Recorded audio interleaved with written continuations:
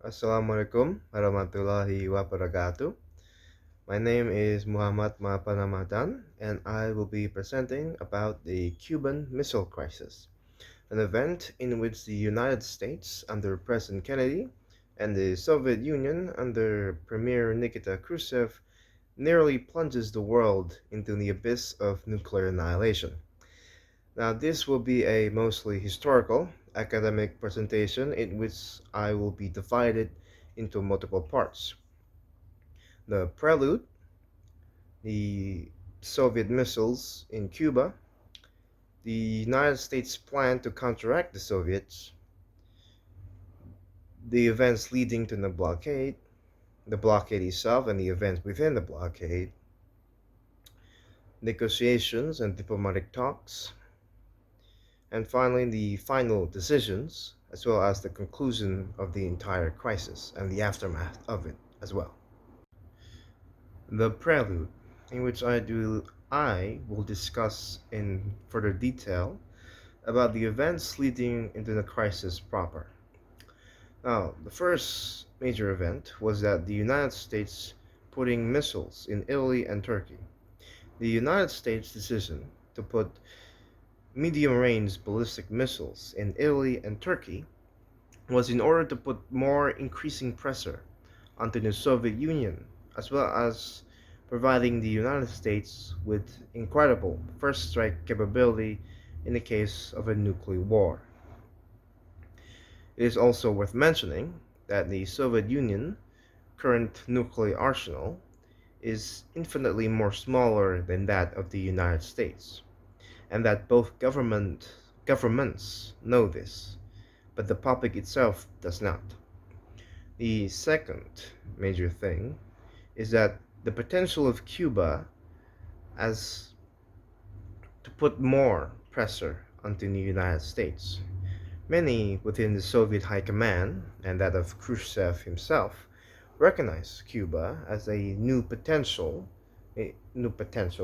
to put pressure into the United States by putting medium-range ballistic missiles, providing the Soviet Union with equal amount of first strike capability and evening the nuclear balance. The third major event was that the mounting pressure on Khrushchev's position. Now, Nikita Khrushchev was a relatively, well, he was in power for more than 10 or 5 years or so. And during his tenure as premier, he has suffered some failures and setbacks within his policies, and not to mention that many has pushed him or pressured him to do something about the US missiles in Italy and Turkey. The final major thing that led to this crisis was the mounting and increasing tension between the United States and the Soviet Union.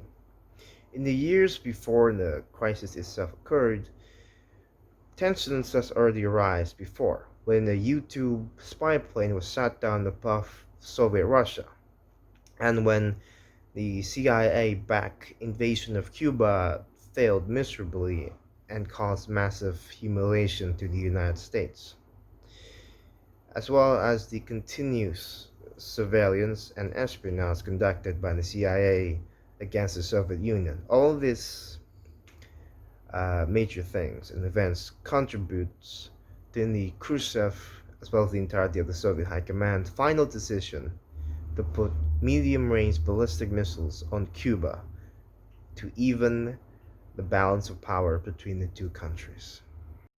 Soviet missiles in Cuba.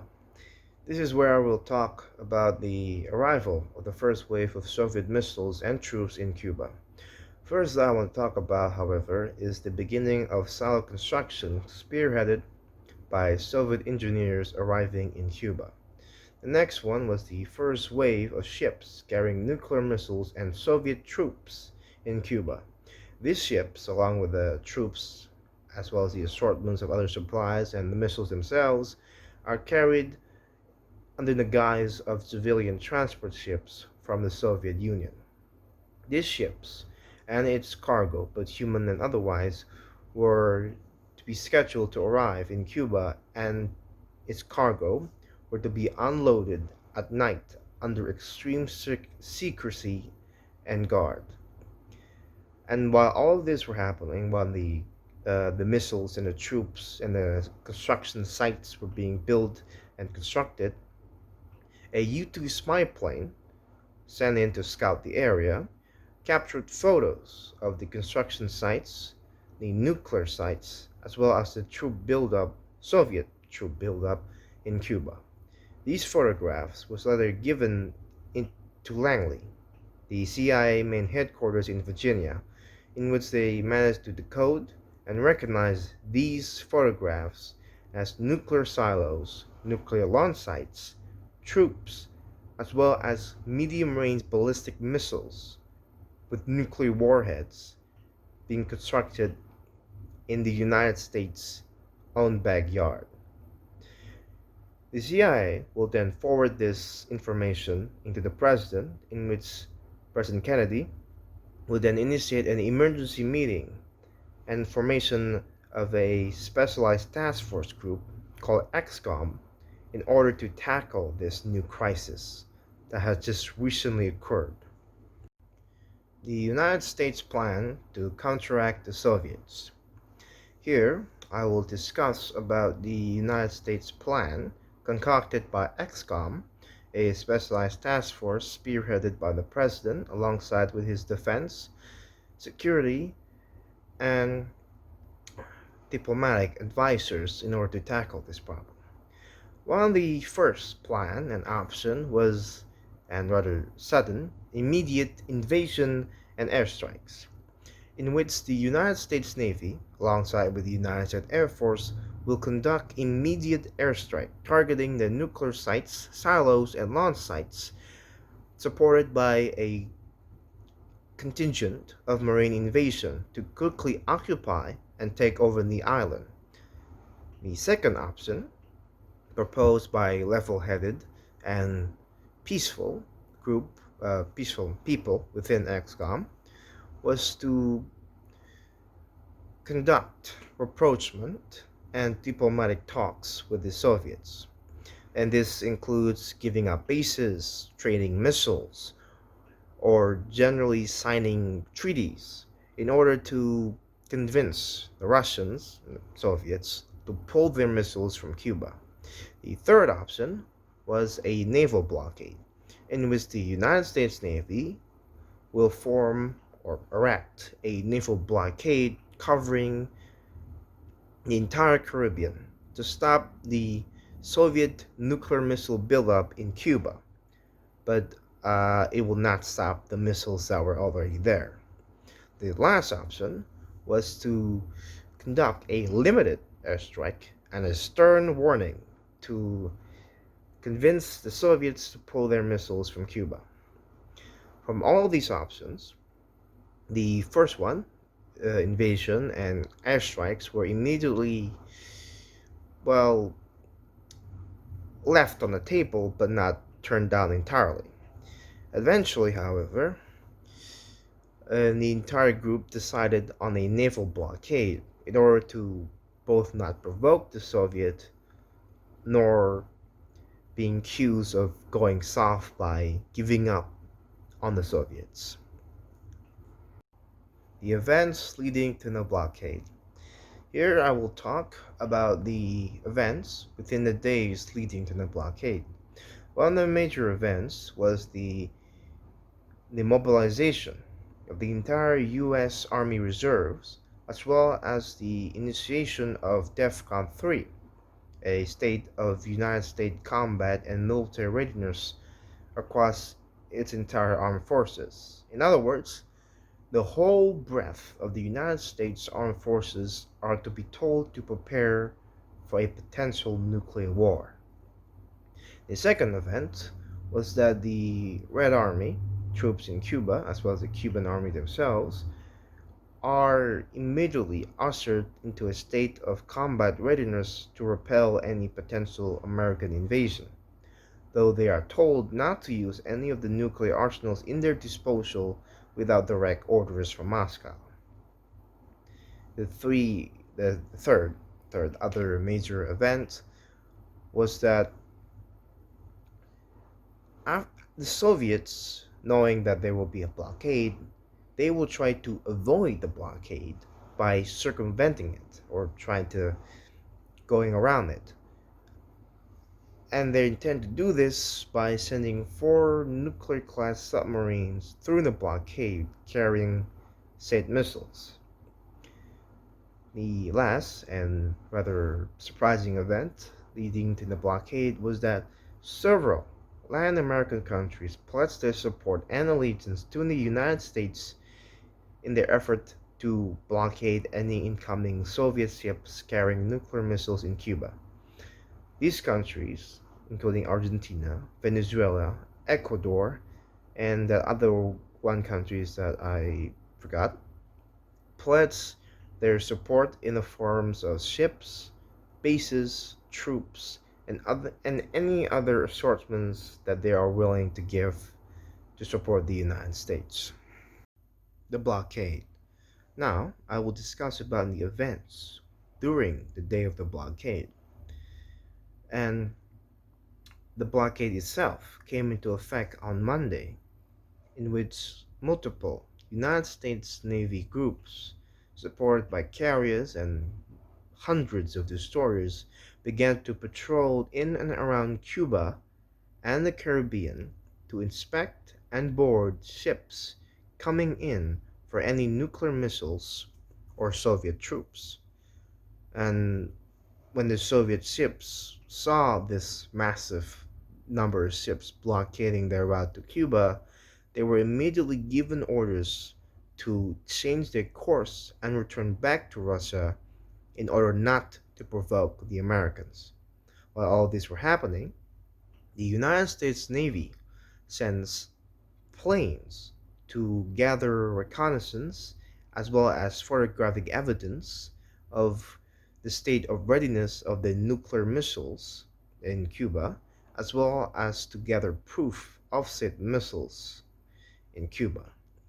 These planes were sent in low flying altitudes and were almost immediately set alight by flak fire, but managed to survive to reach and land back at home safely and gave the photographic evidence of Soviet missiles in Cuba to the Pentagon, in which the Pentagon and the entire United States government immediately initiate DEFCON 2, a state of military readiness. That means that the entire United States military is now ready and prepared to go into a full-scale nuclear war. And the United States sent their ambassador into the UN to confront the Soviets about the existence of these missiles and admit that they are exist using the recent photographic evidence and force Khrushchev into the negotiation table. Again, while all this were happening, four nuclear-class submarines, Soviet submarines, tries to breach the blockade. They were immediately detected and were immediately chased by United States destroyers and a carrier group. Two of the four submarines were immediately forced to resurface and were escorted back into open waters, while the other two will still be chased until the end of the crisis. And a U-2 spy plane was shot down during all of this as well. A U-2 spy plane was shot down while gathering reconnaissance, as those two other previous planes were, only this time the plane was successfully shot down. This, alongside with other major events during the day of the blockade, forces Khrushchev into the negotiation table in order to prevent a nuclear war from happening. Negotiations. Here, I will talk about the negotiations between the Soviets and the Americans regarding their upcoming deal about the missiles in Cuba. One of their first talks about this is that the Soviets will agree to remove the missiles if the Americans do the same in Turkey and Italy. The United States only agrees to Turkey, and also Pakistan as well. The second one is that the United States demand that the Soviet troops are to be dialed back and restrained in Cuba before any further decisions are to be made. This the Soviet will eventually agree on. And the third option, the third talks, is that the United States will recognize and guarantee Cuban independence in exchange for the missiles withdrawal. Is will actually means that the United States will agree to let Cuba to allow Cuba to remain communistic so long as the Soviets does not put any more missiles there. These negotiations and talks will go for 1 or 2 days before finally finalize on the last day of the crisis. The final decisions. This I will talk about the final decisions conducted by the Soviets and the Americans to finally finish this fiasco that's been going on for 13 days. One of their final decisions and their final deal on the situation is that the United States will agree to remove missiles from Turkey, but not Italy or Pakistan. And the Soviets, in exchange, will remove and withdraw their troops and missiles in Cuba. And the United States will recognize Cuban sovereignty and independence and will guarantee it so long as the Soviets do not pull any of that similar stunt they pulled. The Soviets will announce this big news of immediate missile withdrawal, and they will send a letter about agreeing on the terms of the deal to the US Embassy in Moscow. Kennedy will later send a reply back to Moscow to finally finalize the deal, finally ending the crisis once and for all. In conclusion, this entire fiasco, this crisis, was the closest humanity ever been on the brink of nuclear annihilation. Words alone cannot really signify just how close we were to a complete nuclear war. This crisis could have resulted in a nuclear holocaust that will consume millions of lives and billions more in the aftermath. This crisis teaches us about restraint and the importance of communication in an event where countless billions of lives were at stake. After this crisis, the Cuban Soviet relations will never recover. The Cubans themselves feel completely betrayed and used after this whole mess, and their relations with Russia will never ever recover and remain soured until this day.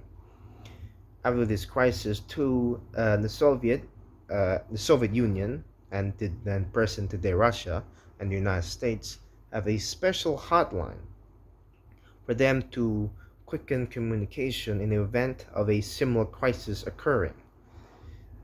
And after this crisis, both Soviets and Americans agreed to sign treaties to ban the increasing number of nuclear arms, significantly cooling down the arms race and ensuring world peace. Thank you for watching. My name is Muhammad Maban Ramadan, and well, thank you for watching.